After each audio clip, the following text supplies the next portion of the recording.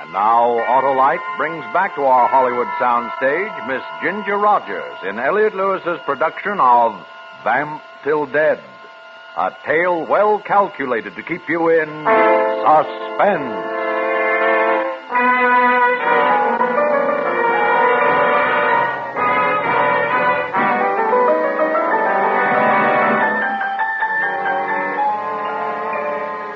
For the next few days, Paul Gentry threw himself into his work with a vicious sort of concentration and purpose. But his efforts were all in vain. His writing seemed to go from bad to worse. The stories were twisted, perverse, distorted studies in human behavior. The women were inevitably deceitful. The men tortured and driven to insane rages. Terrible. Terrible. Not a word, not a single word in the whole mess that's printable at all. Perhaps you're trying too hard, working too hard, Paul. How can you accomplish anything worthwhile if you only half try? I'll ask Jenny to bring us some coffee. I don't want any coffee. I don't want anything. Maybe I expect too much, want too much, need too much. What is it that's the matter with me? What is it? Tell me, tell me. I can't tell you, Paul. I don't understand you. You don't even try, Isabel. Why do you smile? You just called me Isabel. I did. Well, I'm sorry. It won't happen again. It was an accident. Yes, Paul. Of course it was. It was an accident.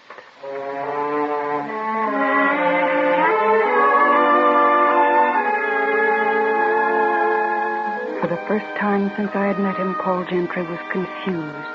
And it was the confusion I'd been hoping for. I began to do everything the way I had remembered Isabel. I wore her favorite perfume. I held my head to one side and smiled the way she used to. I started dropping her expressions in my speech.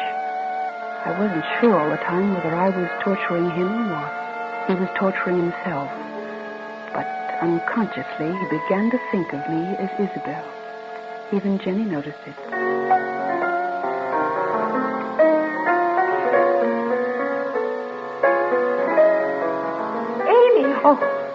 Oh, I didn't notice you come in, Jenny. What are you doing here in the cottage? Practicing. It was the little melody she used to play. He's been calling you by her name, hasn't he? No, it's probably because his mind is on his work, and an old habit is difficult to break. When you're not thinking about it. You've fixed your hair the way she used to wear it. Have I? I often put it up like this. Do you think my hair would really bother him, Jenny? Oh, it's hard to tell. The poor man. She was such a part of his life. I guess he can't quite give her up even yet. Oh, maybe it'd be better if he didn't even try. A memory is sometimes a wonderful thing. Not hers. There was something about her that killed his inspiration to create and left him with a feeling only to destroy. And he's done a good job, starting with himself. His writing is very bad. What do you think I could do to help him? Leave. Because no one can help him but himself. But if he's going to write, he needs me. Do you want to go through life with a picture in your mind of man being eaten alive by the acids that are burning inside of him? Jenny, why do you stay? Oh, I'm like his desk or the chair he sits on, just a piece of furniture doing a job. He doesn't think about me one way or the other.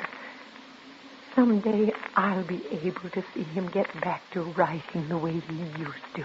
You mean without her? Yes. Do you think he killed her, Jenny? That's something I don't dare think about, Amy.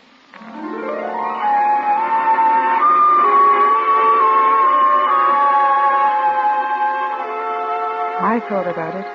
In the days that followed, Paul's work went from bad to worse, and so did his temper. He was unmanageable most of the time. Then his headaches finally came upon him, and he couldn't work for hours at a time.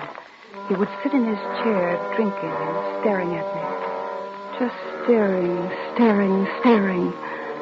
Sometimes I expected him to leap out of his chair and beat me to death.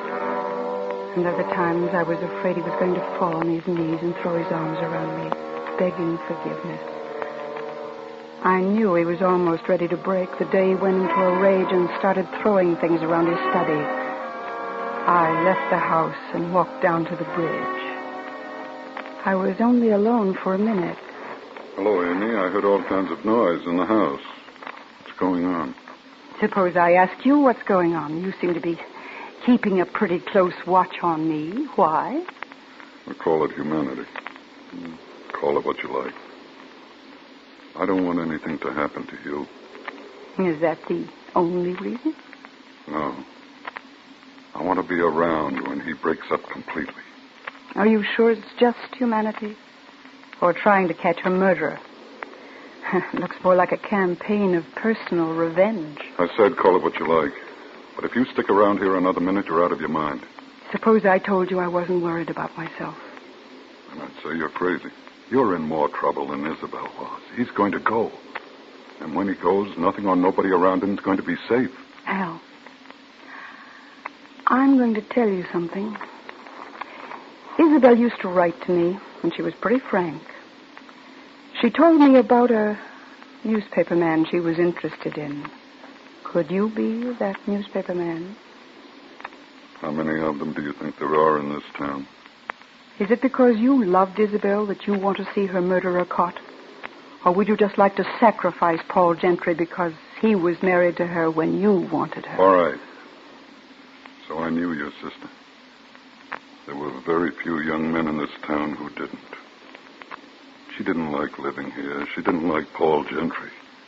She didn't like this lousy small town. Then why didn't she get out? You can't walk when you're dead. I mean before. Because she was afraid of him. Cowed by him, mentally beaten down by his peculiar form of sadism. You really hate him, don't you? Look, I brought you something. This gun. What do I want that for? Because if you're foolish enough to stay on in that house, you need some protection. But not a gun. Everything's on your side, Amy. The first time he comes at you, let him have it. No jury in this town would ever do a thing to you. I came here to get proof that Paul Gentry killed my sister. And I want him to pay for it, under the law. It seems to me that you want me to be judge, jury, and executioner. Take it, you little fool. He's dynamite. What did you come here for, to play games? Take it. Hurry up, put it in your pocket. All right. And are you aware that this land belongs to me? What are you doing on it? Talking to her. What does it look like? Paul, please. How many times do I have to tell you to leave my wife alone? You're white. It's bad enough that I have to tolerate you in public places. But this land is private, and it's mine. Go on, get off it while you can still walk.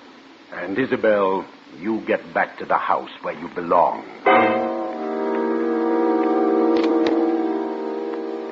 I ran back and locked myself in my room.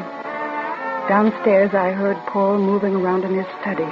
Then I heard a bottle crash against the wall. And then his heavy steps coming up the stairway. And then, suddenly, before I could do anything, he was standing in my doorway. Isabel! Isabel! Paul, come to me. Isabel, why did you make me do it? Why did you do it, Paul? I couldn't help myself. It was those men all the time, especially Penn. Amy. Isabel's dead. You're Amy. Why do you keep making me think that you're Isabel? Please let me go, Paul. What's this all about, Amy? Let me go, Paul. All right. A few weeks ago, you came here and began talking and acting like her. Or is it my imagination? Maybe I'm going crazy. Paul, I think it's mostly your imagination. Maybe I happen to be a little like her. No, there's something more to it than that. Something I can't figure out. Something in the air or inside of me. I don't know what it is. But I do know one thing. Another week of this and... Amy, why don't you leave here while it's safe? I think it is safe, Paul. You aren't afraid of me the way you were that first night. You aren't afraid of what I might do to you? No, Paul. I'm not afraid. If you really want me to go, I will. I'd rather stay. I want to be close to you. Closer to you than anybody in this world has ever been. I don't want you to go, Amy. Ever. I love you. I know. You love me the same way you once loved her. Isn't that so? Yes, Amy, that's so. And I want you to marry me. Of course, Paul. Of course.